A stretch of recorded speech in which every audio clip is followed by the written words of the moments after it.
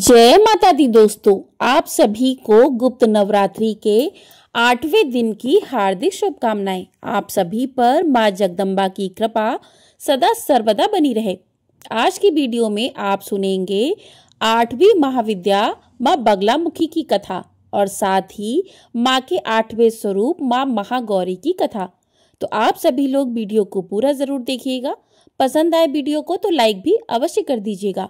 आपको हमारे चैनल पर सावन मास की कथाएं भी प्रतिदिन सुनाई जाएंगी, तो चैनल को अभी से सब्सक्राइब कर लीजिए ताकि आप लोग सभी कथाओं को समय से सुन सकें। आज अष्टमी तिथि के दिन माता महागौरी और मां बगलामुखी की पूजा की जाती है। गुप्त नवरात्रि में 10 महाविद्याओं की पूजा की जाती है और 10 महाविद्याओं में 8वीं महाविद्या है मां बगलामुखी। गुप्त नवरात्रि के 8वें दिन महाविद्या मां बगलामुखी की पूजा करने का नियम है। मां बगलामुखी को मां पीताम्बरा भी कहा जाता है। मां बगलामुखी के मुख से पीली आभा निकलती रहती है, इसलिए इनकी पूजा में पीले रंग का विशेष महत्व होता है। महाविद्या बगलामुखी को स्तंभन शक्ति की देवी माना जाता है। शास्त्रों में वर्णन मिलता है कि सौराष्ट्र में आए महातूफान को शांत करने के लिए भगवान विष्णु ने मां बगलामुखी की तपस्या की थी। भगवान विष्णु के द्वारा की गई तपस्या के फलस्वरूप मां बगलामुखी का प्राकट्य हुआ था। विशेष रूप से शत्रु और विरोधियों को परास्त करने या मुकदमे में जीत हासिल करने के लिए मां बगलामुखी की उपासना अचूक मानी जाती है। मां बगलामुखी की पूजा करने में कुछ सावधानियां भी रखनी चाहिए, जैसे कि महाविद्या बगलामुखी की पूजा तांत्रिक पूजा होती है, इसलिए बिना किसी गुरु के निर्देश के इनकी पूजा नहीं करनी चाहिए। कभी भी मां बगलामुखी की पूजा किसी के नाश के लिए नहीं करनी चाहिए।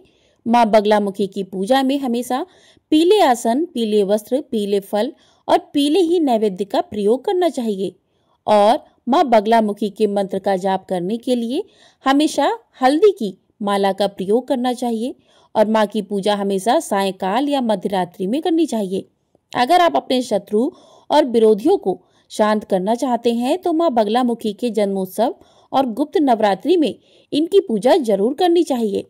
महाविद्या बगलामुखी की साधना करने के लिए स्नान करने के बाद शुद्ध पीले वस्त्र धारण करें।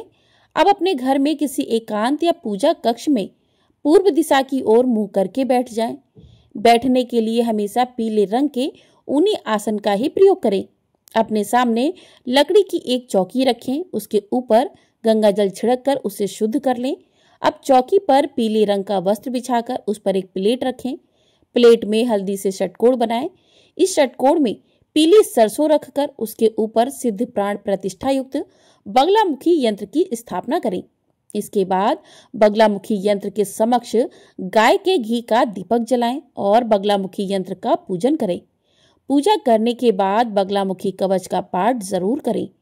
मां बगलामुखी की साधना 11 दिनों तक की जाती है और इनकी साधना करते समय साधक को पूरी श्रद्धा और आस्था के साथ सभी नियमों का पालन जरूर करना चाहिए।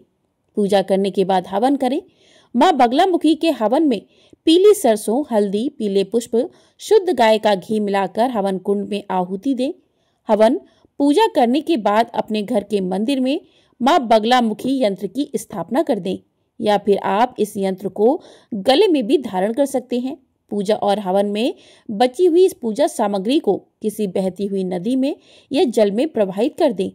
अगर आसपास नदी आदि ना हो तो आप किसी भी पीपल के पेड़ के नीचे गड्ढा खोदकर भी इस सामग्री को दबा सकते हैं। ऐसा करने से आपकी साधना पूर्ण हो जाएगी और आपके ऊपर महाविद्या बगलामुखी की कृपा हमेशा बनी रहेगी। मां की साधना करने से मनुष्य के जीवन की सभी समस्याएं दूर हो जाती हैं। धन प्राप्ति के नए नए अवसर मिलते हैं और इनकी साधना करने से साधक के शत्रु भी समाप्त हो जाते हैं, शांत हो जाते हैं। अपने शत्रुओं को शांत करने या फिर शत्रुओं का नाश करने के लिए आपको महाविद्या बगलामुखी के एक विशेष मंत्र का यथासंभव या 108 बार जाप करना चाहिए। ये मंत्र है: ओम ह्रीम बगलामुखी सर्वदुष्टा नाम वाचम मुखम पदम स्तंभयम जिह्वाम कीले बुद्धि विनाशय हंग ओम स्वाहा। इस मंत्र के साथ ही आप अपने दोनों हाथ जोड़कर अपने शत्रु और विरोधियों के शांत हो जाने की प्रार्थना सच्चे मन से करनी चाहिए। तो ये तो थी माँ बगलामुखी की पूजा किस प्रकार से करनी चाहिए और माँ की पूजा करने से कौन से लाभ प्राप्त होते हैं। आइए अब सुनते हैं माँ की पौराणिक कथा, माँ बगलामुखी की पौराणिक कथा। तो प्रिय श्रोताओं, पौराणिक कथा के अनुसार एक बार सतयुग में महाविनाश उत्पन्न करने वाला ब्रह्मांडीय तूफान उत्पन्न हुआ, जिससे संपूर्ण विश्व नष्ट होने लगा और इससे चारों ओर हाहाकार मच गया। सभी लोग संकट में पड़ गए और संसार की रक्षा करना असंभव हो गया। यह तूफान सब कुछ नष्ट भ्रष्ट करता हुआ आगे बढ़ता जा रहा था, जिसे देखकर भगवान श्री विष्णु चिंतित हो गए। इस समस्या का कोई हल न पाकर वह भगवान शिव का स्मरण करने लगे। तब भगवान शिव ने कहा कि शक्ति के अतिरिक्त अन्य कोई भी इस विनाश को नहीं रोक सकता, इसलिए आप उनकी शरण में जाइए। तब भगवान विष्णु ने हरिद्रा सरोवर के निकट पहुंचकर कठोर तप किया। भगवान विष्णु के तप से देवी शक्ति प्रकट हुई। उनकी साधना से महात्रिपुर सुंदरी प्रसन्न हुई। स्वराष्ट्र क्षेत्र की हरिद्रा झील में जल क्रीड़ा करती महापीताम्बरा स्वरूप देवी के हृदय से दिव्य तेज उत्पन्न हुआ और इस तेज से ब्रह्मांडी तूफान थम गया। उस समय रात्रि को देवी बगलामुखी के रूप में प्रकट हुई। तीनों लोकों को स्तंभित करने वाली महाविद्या भगवती बगलामुखी ने प्रसन्न होकर श्री विष्णु जी को इच्छित वर दिया और तब सृष्टि का विनाश रुक गया। देवी बगलामुखी को वीररती भी कहा जाता है, क्योंकि देवी स्वयं ब्रह्मास्त्र रूपिणी है। इनके शिव को महारुद्र कहा जाता है, इसलिए देवी सिद्ध विद्या है। तांत्रिक इन्हें स्तंभन की देवी मानते हैं। ग्रस्तों के लिए देवी समस्त प्रकार के संशयों का समन करने वाली है। बगलामुखी शब्द बलगामुखी का बिगड़ा हुआ रूप है, क्योंकि बगा का अर्थ लगाम होता है और बलगामुखी यानी जो दुश्मनों की जीभ पर लगाम कसे। महाविद्या बगलामुखी स्तंभन शक्ति की अधिष्ठात्री भी है, यानी शत्रुओं के मुंह हाथ पैर बांधकर उन्हें बंधक बना देने वाली शक्ति। इसलिए दुश्मनों पर जीत पाने के लिए इनकी पूजा की जाती है। यही थी महाविद्या बगलामुखी की पूजा और कथा की जानकारी। तो प्रिय श्रोताओं, प्रेम से बोलिए माँ बगलामुखी की जय। आइए अब सुनते हैं माता महागौरी की कथा। क्योंकि नवरात्रि के 8वें दिन माता महागौरी की पूजा की जाती है, इसलिए अब सुनिए माता महागौरी की कथा। माता के नाम से ही प्रकट होता है कि माँ का रूप पूरी तरह से गौरवर्ण है। इनकी उपमा शंख, चंद्र और कुंद के पुष्प से की गई है। अष्टाभवेद गौरी यानी इनकी आयु 8 साल की मानी गई है। इनके सभी आभूषण और वस्त्र सफेद होते हैं, इसलिए इन्हें श्वेतांबर धरा भी कहते हैं। माँ की 4 भुजाएं हैं और इनका वाहन वृषभ है, इसलिए इन्हें वृषारूढ़ा भी कहा जाता है। माँ की ऊपर वाली दाहिनी भुजा अभय मुद्रा में, नीचे वाली दाहिनी भुजा में त्रिशूल धारण करती हैं। ऊपर वाली बाएं भुजा में डमरू और नीचे वाली बाएं भुजा में वर मुद्रा धारण करती हैं।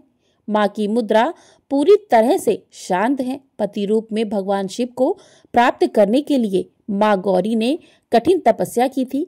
इस वजह से इनका शरीर काला पड़ गया था, लेकिन तपस्या से प्रसन्न होकर भगवान शिव ने देवी के शरीर को गंगा जी के पवित्र जल से धोकर कांतिमय बना दिया। इनका रूप गौरवर्ण का हो गया, इसलिए यह महागौरी कहलाई। पौराणिक कथा के अनुसार शुभ और निशुभ नाम के 2 दैत्य उत्पन्न हुए थे। वे परस्पर भाई थे। उनके तपोबल से प्रभावित होकर परमेष्ठी ब्रह्मा जी ने उन दोनों भाइयों को यह वरदान दिया था कि इस जगत के किसी भी पुरुष से तुम मारे नहीं जा सकोगे। तब उन दोनों ने श्री ब्रह्मा जी से प्रार्थना की कि पार्वती जी के अंश से उत्पन्न जो अयोनिजा कन्या उत्पन्न हो, जिसे पुरुष का स्पर्श और रति नहीं प्राप्त हुई हो और जो अलंघ्य पराक्रम से संपन्न हो, उसके प्रति काम भाव से पीड़ित होने पर हम युद्ध में उसी के हाथों मारे जाएं। और उनकी इस प्रार्थना पर श्री ब्रह्मा जी ने तथास्तु कहकर उन्हें वे वरदान दे दिया। तभी से युद्ध में देवराज इंद्र आदि देवताओं को जीतकर उन दोनों दैत्यों ने जगत को अनीति पूर्वक वेदों के स्वाध्याय से रहित कर दिया। तब ब्रह्मा जी ने उन दोनों के वध के लिए एक बार भगवान शिव से प्रार्थना की। ब्रह्मा जी कहने लगे, प्रभु हे भोलेनाथ, आप एकांत में देवी की निंदा करके जैसे भी हो सके उन्हें क्रोध दिलाइए और उनके रूप रंग की निंदा से उत्पन्न हुई काम भाव से रहित कुमारी स्वरूपा शक्ति को निशुंभ और शुंभ के वध के लिए देवताओं को अर्पित कीजिए। श्री ब्रह्मा जी के इस प्रकार प्रार्थना करने पर भगवान शिव ने एकांत में ले जाकर देवी पार्वती की निंदा सी करते हुए मुस्कुराकर कहा कि देवी तुम तो काली हो। तुम सुंदर वर्ण वाली देवी पार्वती अपने श्याम वर्ण के कारण यह आक्षेप सुनकर बड़ी क्रोधित हो गई और भोलेनाथ से मुस्कुराकर समाधान सहित बाड़ी में बोली कि प्रभु, अगर मेरे इस काले रंग पर आपका बिल्कुल भी प्रेम नहीं है तो इतने लंबे समय से आप अपनी शिक्षा का दमन क्यों करते रहे? कोई स्त्री कितनी ही सर्वांग सुंदरी क्यों ना हो, अगर पति का उसके प्रति प्रेम ना हुआ तो अन्य समस्त गुणों के साथ उसका तो जन्म लेना ही व्यर्थ हो जाता है। और आपने मेरे जिस रंग रूप की निंदा की है, जिस रंग रूप की एकांत में निंदा की है, अब मैं उस वर्ण को त्याग कर दूसरा वर्ण ग्रहण करूंगी या फिर मैं स्वयं ही मिट जाऊंगी। ऐसा कहकर देवी पार्वती सैया से उठकर खड़ी हो गई। तपस्या के लिए दृढ़ निश्चय करके गदगद कंठ से जाने की आज्ञा मांगने लगी। इस प्रकार प्रेम भंग होने से भयभीत होकर भोलेनाथ स्वयं भगवानी को प्रणाम करते हुए बोले कि हे प्रिय, मैंने तो हास परिहास में आपसे इस बात को कह दिया है। मेरे इस अभिप्राय को न जानकर तुम कुपित क्यों हो गई हो? अगर आपका मुझ पर प्रेम नहीं होगा तो बताओ मेरा किस पर हो सकता है? तुम इस जगत की माता हो और मैं पिता हूँ, मैं अधिपति भी हूँ। फिर तुम पर मेरा प्रेम ना हो भला कैसे संभव हो सकता है? हम दोनों का वह प्रेम भी क्या कामदेव की प्रेरणा से हुआ है? बिल्कुल नहीं, क्योंकि कामदेव की उत्पत्ति से पहले ही जगत की उत्पत्ति हुई है और कामदेव की सृष्टि तो मैंने साधारण लोगों की रति करने के लिए की है। कामदेव मुझे साधारण देवता के समान मानकर मेरा कुछ को तिरस्कृत करने लगा था, इसलिए मैंने उसे भस्म कर दिया और हम दोनों का यह लीला बिहार भी जगत के लिए रक्षा करने के लिए ही है। अतः उसी के लिए आज मैंने तुम्हारे प्रति ये परिहास पूर्वक बातें कह दी और मेरे इस कथन की सत्यता की। मैंने तुम्हें काली कलूटी क्यों कहा, जल्दी ही तुम्हें पता चल जाएगी। तब देवी कहने लगी कि हे भगवान, पति के प्यार से वंचित होने पर जो नारी अपने प्राणों का भी परित्याग नहीं कर देती, वह कुलांगना और शुभ लक्षणा होने पर भी सत्पुरुषों द्वारा निंदित ही समझी जाती है। मेरा शरीर गौरव वर्ण का नहीं, इस बात को लेकर आपको बड़ा दुख होता है। नहीं तो क्रीड़ा में या परिहास में भी आप मुझे इस प्रकार काली कलूटी क्यों कहते? मेरा कालापन आपको प्रिय नहीं है, इसलिए अब यह सत्पुरुषों द्वारा भी निंदित है। आप तपस्या द्वारा इसका त्याग किए बिना मैं यहाँ रह ही नहीं सकती। देवी को क्रोधित हुआ देखकर भगवान शिव बोले, देवी, अगर अपनी सत्यता को लेकर तुम्हें इस प्रकार दुख हो रहा है तो इसके लिए तुम्हें तपस्या करने की भला क्या आवश्यकता है? तुम मेरी या अपनी इच्छा मात्र से दूसरे वर्ण की हो जाओ। तो देवी कहने लगी, प्रभु, मैं आपसे अपने रंग का परिवर्तन नहीं चाहती और खुद भी इसे बदलने का संकल्प नहीं ले सकती। अब तो तपस्या द्वारा श्री ब्रह्मा जी की आराधना करके ही मैं शीघ्र गौरी हो जाऊंगी। अब भगवान शिव देवी को समझाते हुए कहने लगे कि महादेवी, पूर्व काल में मेरी ही कृपा से तो ब्रह्मा जी को भी ब्रह्म पद की प्राप्ति हुई थी, इसलिए तपस्या द्वारा तुम उन्हें बुलाकर फिर क्या करोगी? तो देवी कहने लगी, भोलेनाथ, इसमें संदेह नहीं कि ब्रह्मादि समस्त देवताओं को आपसे ही उत्तम पदों की प्राप्ति हुई है। फिर भी आपकी आज्ञा पाकर अब मैं तपस्या द्वारा ब्रह्मा जी की आराधना करके ही अपनी मनोवांछित इच्छा पूर्ण करना चाहती हूँ। देवी के ऐसा कहने पर भगवान शिव मुस्कुराते हुए मौन से हो गए। देवताओं का कार्य सिद्ध करने की इच्छा से ही उन्होंने देवी को रोकने के लिए बिल्कुल हट भी नहीं किया। फिर पतिव्रता देवी पार्वती पति भगवान शिव की परिक्रमा करके उनके वियोग से होने वाले दुख को किसी तरह रोककर हिमालय पर्वत पर चली गई। उन्होंने पहले सखियों के साथ जिस स्थान पर कठिन तपस्या की थी, उस स्थान से उनका विशेष प्रेम हो गया था, इसलिए इस बार भी उन्होंने उसी स्थान को तपस्या के लिए चुना। अब देवी कठिन तपस्या में लीन रहने लगी। इस तरह तपस्या करते करते जब बहुत समय बीत गया, तब एक दिन बहुत बड़ा व्याघ्र वहां उनके आसपास देखा गया। आया तो वह देवी को खाने के लिए था, लेकिन देवी पार्वती के नजदीक आते ही उस दुरात्मा का शरीर स्थिर हो गया। वह जड़ हो गया, एक जगह पर खड़ा रह गया, हिलडुल भी नहीं सका। देवी पार्वती ने भी देखा कि एक भूखा व्याघ्र उन्हें खाने की इच्छा से उनके सामने खड़ा हुआ है, लेकिन यह सब देखकर भी देवी बिल्कुल विचलित नहीं हुई, बल्कि वह पहले की तरह ही तपस्या में लीन रह गई। उधर उस व्याघ्र के सारे अंग अकड़ गए और भूख से वह अत्यंत पीड़ित हो रहा था। यह सोचकर कि यही मेरा भोजन है, वह लगातार देवी की तरफ ही देख रहा था। देवी के सामने खड़ा खड़ा वह व्याघ्र उनकी उपासना सी करने लगा। इधर देवी के मन में सदा यही भाव आता कि यह व्याघ्र तो मेरा उपासक है और हो ना हो यहाँ के दुष्ट वन जंतुओं से रक्षा करने के लिए यहाँ पर आया है। यह सोचकर वे उस पर कृपा करने लगी। उनकी कृपा से उस व्याघ्र के तीनों प्रकार के मल तत्काल नष्ट हो गए। फिर तो उस व्याघ्र को सहसा देवी के स्वरूप का बोध हुआ।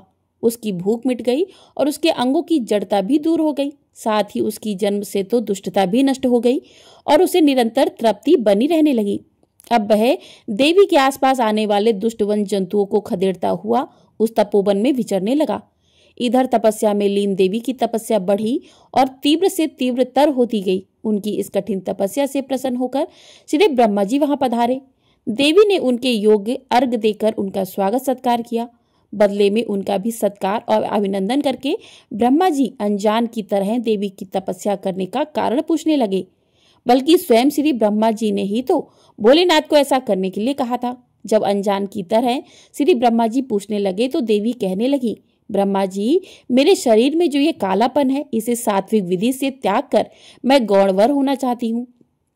तब ब्रह्मा जी बोले, देवी, बस इतने ही प्रयोजन के लिए आपने इतनी कठिन तपस्या की?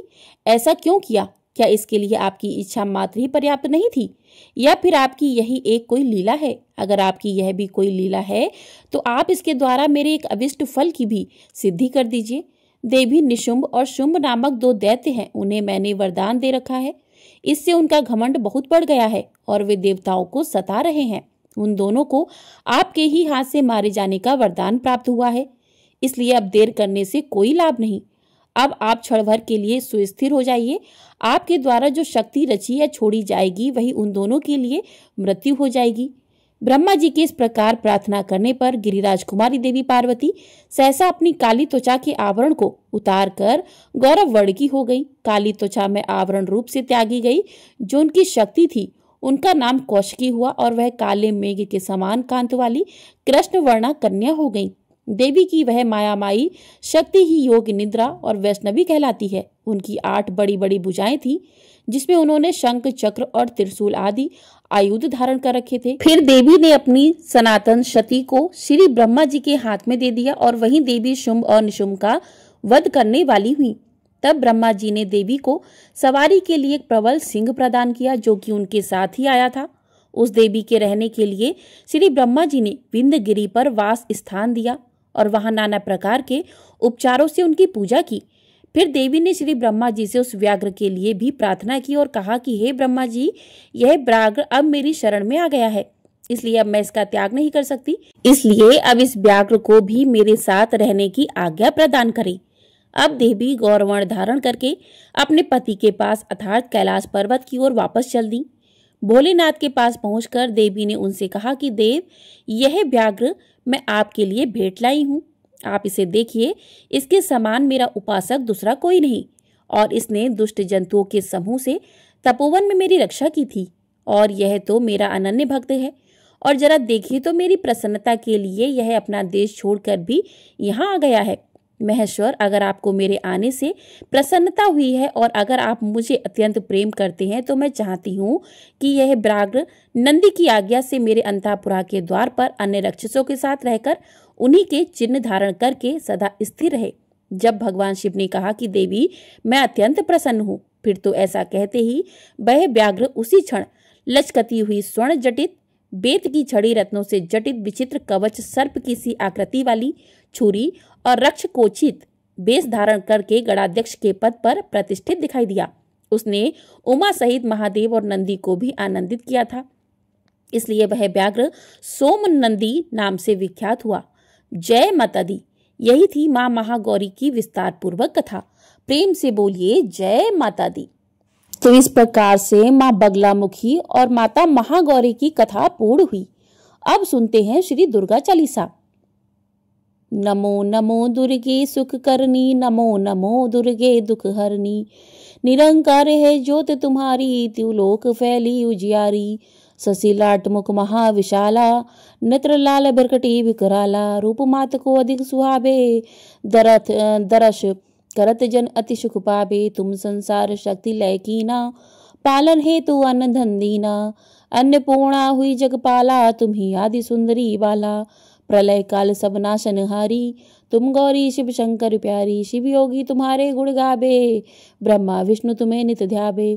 रूप सरस्वती को तुम धारा, देश सुबुद्धि ऋषि मुनिन उबारा, धरे रूप नरसिंह को अम्बा, प्रगट भई फाड़ कर खंभा, रक्षा करी प्रहलाद बचायो, हिरणाक्ष को स्वर्ग पठायो। लक्ष्मी रूप धरो जगमाही, श्री नारायण अंग समाई, क्षीर सिंधु में करत विलासा, दया सिंधु दीजे मन आसा। हिंगलाज में तुम्ही भवानी, महिमा अमित न जात बखानी, मातंगी अरु धूमावती माता, भुवनेश्वरी बंगला सुखदाता। श्री भैरव तारण जर तारणी, छिन्न भाल भव दुख निवारणी, केरी वाहन सोए भवानी, लांगुर वीर चलत अगवानी। कर में खप्पर खड्ग विराजे, जाको देख काल डर भाजे, सोए अस्त्र और त्रिशूला, जाते उठत शत्रु हे सूला। नगरकोट में तुम्ही विराजत, त्रिलोक में डंका बाजत, शुंभ निशुंभ दानव तुम मारे, रक्तबींज शंखन सहारे। महिषासुरप नृत अति अभिमानी, जय अग भार मही अकुलानी। रूप कराल कालिका धारा, सेन सही तुम तिये संसारा। संहारा पड़ी गाढ़ संतन पर जब जब, भई सहाय मातु तुम तब तब। अमरपुरी अरुबा सब लोका, तब महिमा सब रह शोका। ज्वाला में है ज्योत तुम्हारी, तुम्हें सदा पूजे नर नारी। प्रेम भक्ति से जो यश गावे, दुख दरिद्र निकट नहीं आवे। ध्यान ध्यावे तुम्हें जो नर मन लाई, जन्म मरण ताको छुटी जाई। जोगी सुरमुनि कहत पुकारी, योग न हो बिन शक्ति तुम्हारी। शंकराचरण स्तब कीनो, कामरु क्रोध जीति सब लीनो। निष्दिन ध्यान धरो शंकर को, काहू काल नहीं सुमिरो तुमको। शक्ति रूप का मरण न पायो, शक्ति गई तब मन पछतायो।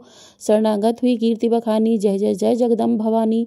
भई प्रसन्न आदि जगदम्बा, दई शक्ति नहीं कीन विलंबा। मोको मातु कष्ट अति घेरो, तुम बिन कौन हरे दुख मेरो।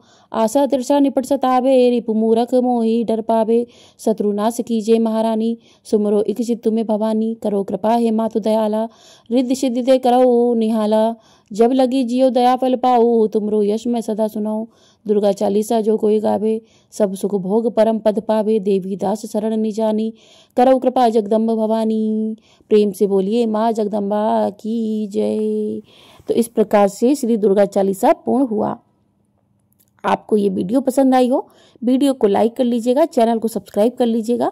आपको हमारे चैनल पर पूर्णिमा कब की है और एकादशी कब है, सभी जानकारी विधि पूर्वक दी जाएंगी, संपूर्ण रूप से मिलेंगी। तो आप लोग चैनल को सब्सक्राइब कर लीजिएगा, बेल आइकन प्रेस कर दीजिएगा, जिससे आपको सभी वीडियो समय से प्राप्त हो सके। और ये वीडियो पसंद आई हो तो कमेंट बॉक्स में जय माता दी अवश्य लिखिएगा। प्रेम से बोलिए जय माता दी।